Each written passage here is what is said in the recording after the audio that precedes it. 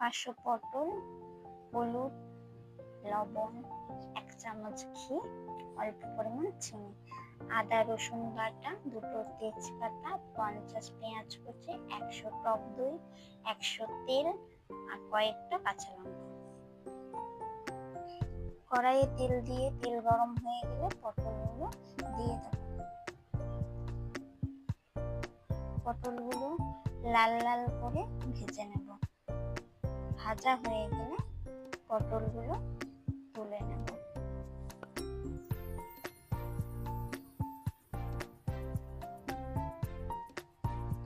সেই তেলেই রসুন বাটা দিয়ে দেব।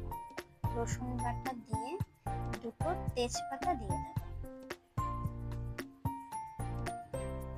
কেটে রাখা কাঁচা লঙ্কা দিয়ে দেব। পেঁয়াজ কুচি দিয়ে দেব। ভাজা হয়ে গেলে আদা বাটা দিয়ে দেব। হলুদ, কাশ্মীরি গুঁড়ো লঙ্কা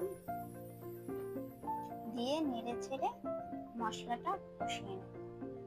অল্প জল দিয়ে আবারও মশলাটা কষাবো। চিনি অল্প পরিমাণ দিয়ে দেব। ভাজা করে যে পটল তুলে রেখেছিলাম সেই পটলটাও দিয়ে নেড়ে ছেড়ে নেব। 100 টক দই দিয়ে দেব।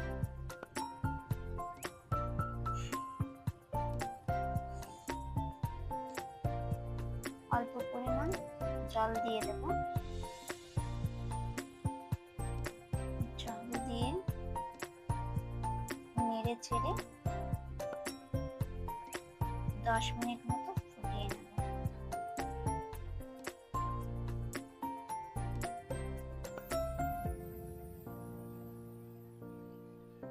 তাহলেই তৈরি হয়ে যাবে পটলের পোড়া। নামানোর আগে 1 চামচ গরম মশলা, 1 চামচ ঘি দিয়ে নেব।